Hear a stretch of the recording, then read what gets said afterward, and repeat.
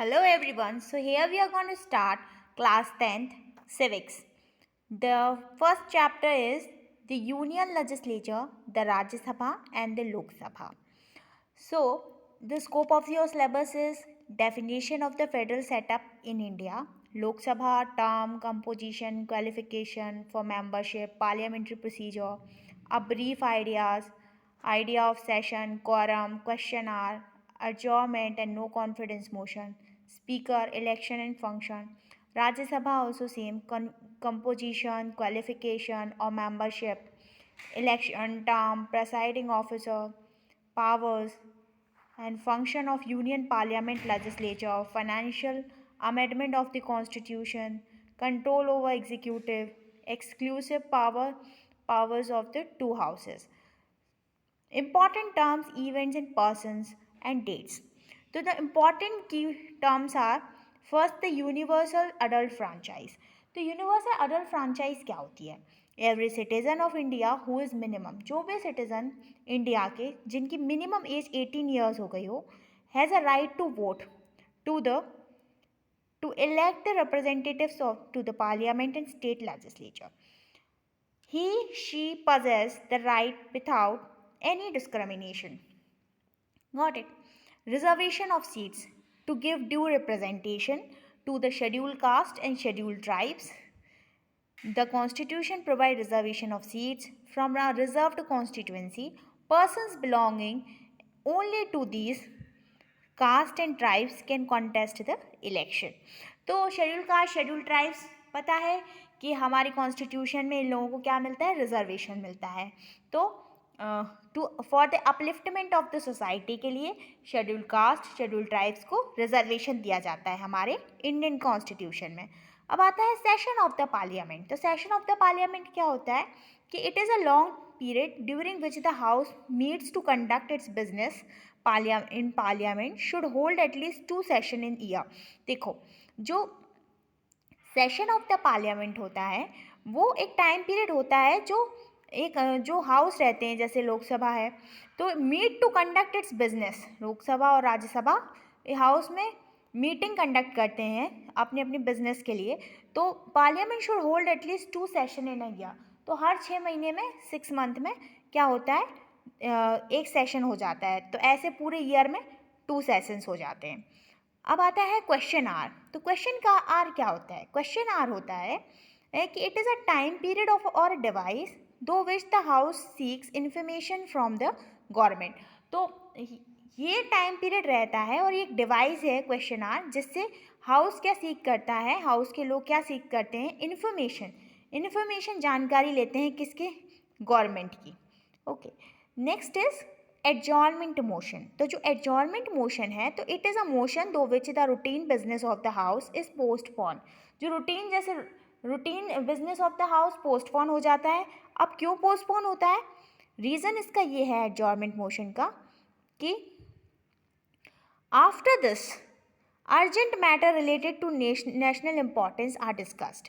अगर रूटीन चल रहा होगा तो वो पोस्टपोन कर दिया जाएगा. क्यों? क्योंकि जो भी अर्जेंट मैटर होगा नेशन का उसकी इम्पॉर्टेंस देखते हुए वही अर्जेंट मैटर डिस्कस होगा. Next is no confidence motion. तो नो कॉन्फिडेंस मोशन क्या होता है? देखो, जो काउंसिल ऑफ मिनिस्टर्स रहते हैं और उनकी जो उनकी लोकसभा में they are responsible for the government in the Lok Sabha.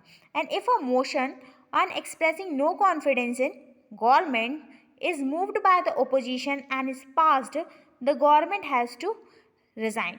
देखो, council of minister collectively responsible रहते हैं लोकसभा में. तो जितने भी मिनिस्टर रहते हैं जो भी गवर्नमेंट फॉर्म करते हैं वो मिनिस्टर्स रिस्पॉन्सिबिलिटी रहती है उनकी लोकसभा में. अगर कोई भी ऑपोजिशन पार्टी, कोई भी ऑपोजिट पार्टी के नेता जब बिल पास करते हैं और बिल पास्ड हो जाता है तो वो जो गवर्नमेंट है उसके जितने भी मिनिस्टर्स हैं उन सबको रिज़ाइन देना पड़ेगा. फॉर एग्जांपल एमपी में हुआ था ये, ऑपोजिशन ने बिल पास किया था, ऑपोजिशन में बिल पास कर दिया था और बिल पास्ड हो गया था. तो जितने भी लीडर थे कलेक्टिवली रिस्पॉन्सिबल थे, तो उन सब ने जितने भी काउंसिल ऑफ मिनिस्टर्स थे इंक्लूडिंग प्राइम मिनिस्टर और इंक्लूडिंग सीएम चीफ मिनिस्टर, उन सबको विधानसभा से या फिर लोकसभा से रिजाइन देना पड़ गया था, तो इसको बोलते हैं क्या, no confidence motion.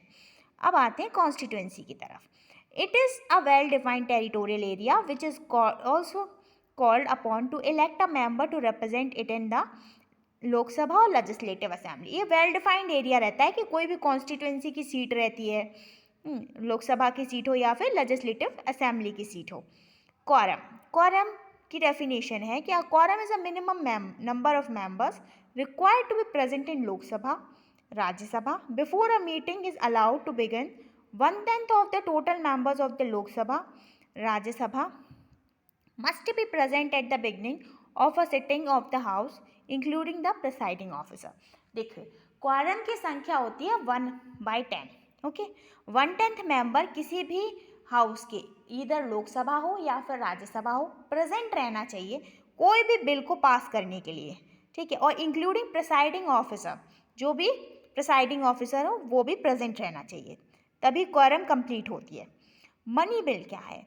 A bill having financial bearing is called money bill. जो भी बिल एक फाइनेंशियल बेयरिंग इनकी बात करता है उसी को मनी बिल कहते हैं। ऑफिस ऑफ प्रॉफिट क्या होता है? It means an employment or a position that brings to the person holding its some financial gain of power of patronage or benefit. Office of profit यही है कि इनका मतलब एक एम्प्लॉयमेंट रहती है, जैसे कोई भी रोजगार हो, पोजीशन हो, that bring to a person holding some financial, और वो कोई भी चीज़ हो या काम हो जिससे एक इंसान को फाइनेंशियली हेल्प मिल रही है, उसको ऑफिस ऑफ प्रॉफिट कहते हैं, ठीक है। अ कास्टिंग वोट क्या है? It is the vote that a speaker or a chairman gives when equal number of votes have been in given for or against a bill or a resolution, and this vote decides whether or not the bill resolution will be passed। अब देखो लोकसभा और राज्यसभा में voting हुई जैसे, और equal number of vote हो गए दोनों साइड से, तो अब कैसे पता लगा जाए कि क्या किया जाए, क्योंकि इसमें तो टाई हो जाएगा अगर इक्वल वोटिंग आ गई दोनों साइड से। ऑपोजिशन की साइड से भी वोट हुआ और फेवरिंग की साइड से भी वोट हो गया, तो जब स्पीकर या जो भी चेयरमैन होगा लोकसभा या फिर राज्यसभा का, तो वो जिस के लिए वोट करेगा, जिसके फेवर में वोट करेगा, वही काम होगा। Got it? तो इसको बोलते हैं कास्टिंग वोट, और ये कास्टिंग वोट सिर्फ स्पीकर और चेयरमैन ही दे सकता है। नेक्स्ट देखते हैं consolidated fund of India. Consolidated fund में जो भी रेवेन्यू रहता है रिसीव्ड करती है government of India, all loans raised by the government and all the payment received in repayment of loans shall form a one consolidated fund and will be called the consolidated fund of India। No money can be issued out of this fund except in accordance with a law by the parliament। देखो जितने भी loan government देती है और जो भी government को loan में मिलता है, रिफंड होता है, या फिर लोन के साथ साथ जो भी इंटरेस्ट मिलता है गवर्नमेंट को वापस लोगों से, तो उसका जितना भी पैसा है और जो भी रेवेन्यू है, जो भी टैक्स लगाते हैं, रोड टैक्स है, सेल टैक्स है, जीएसटी है, जितने भी टैक्स है वो सब किस में जाते हैं? कंसोलिडेटेड फंड ऑफ इंडिया में जाते हैं। और बिना पार्लियामेंट की परमिशन के, बिना लॉ के इस फंड में से कोई भी पैसा नहीं यूज़ किया जा सकता है। Got it? अब आता है contempt of the house. Contempt of the house क्या होता है? It means an offence against the dignity of parliament. कोई भी ऑफेंस किसके खिलाफ हो? डिग्निटी, मतलब एक पार्लियामेंट की डिग्निटी के खिलाफ हो जाए। Any misconduct in the presence of the house by members of parliament or by members of the public admitted to the galleries of the house constitute contempt of the house.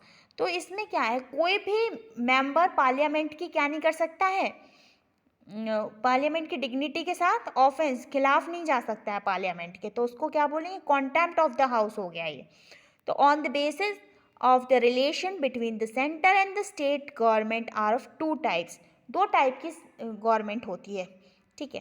पहली होती है unitary government और दूसरी है अपनी federal government. Got it? We discuss below these two forms of government in details. जो unitary government है, in simple language unitary government is that government in which all the powers are in the hand of the central government. देखो एक होती है राज्य सरकार और एक होता है केंद्र सरकार। जो केंद्र सरकार है वो है सेंट्रल गवर्नमेंट, और जो अपनी राज्य सरकार है उसको हम बोलते हैं स्टेट गवर्नमेंट। और अब इसी के बेसिस पे दो टाइप्स ऑफ गवर्नमेंट बनाई गई है, एक थी union government and the second one is federal government.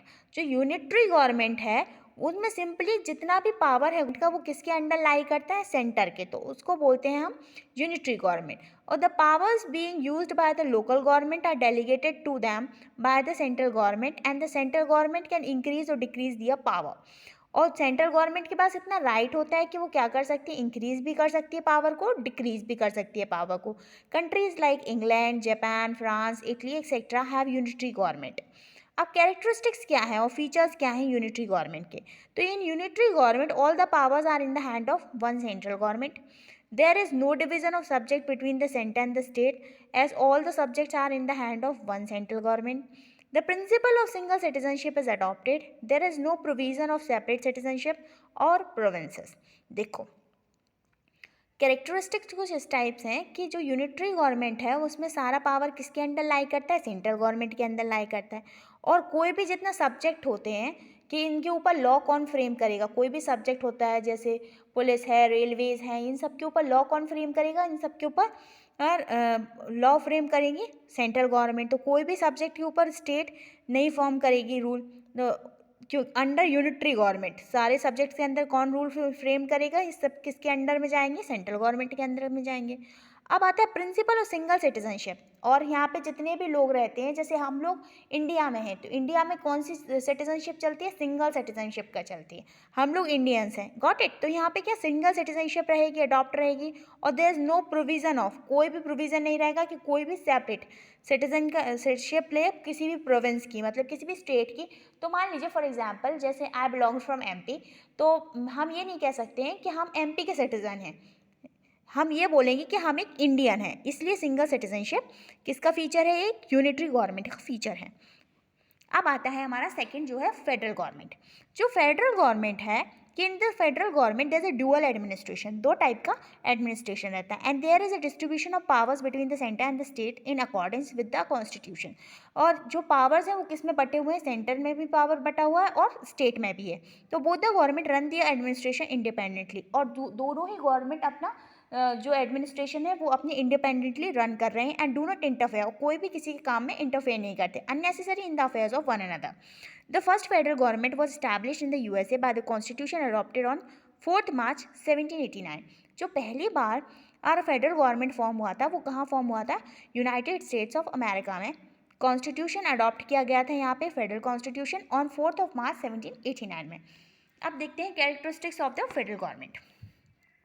तो in the federal government there is a dual set of governments, union government भी रहेगा और स्टेट गवर्नमेंट भी रहेगा। तो the union government run that the administration of the entire country and the state government run the administration of the respective states.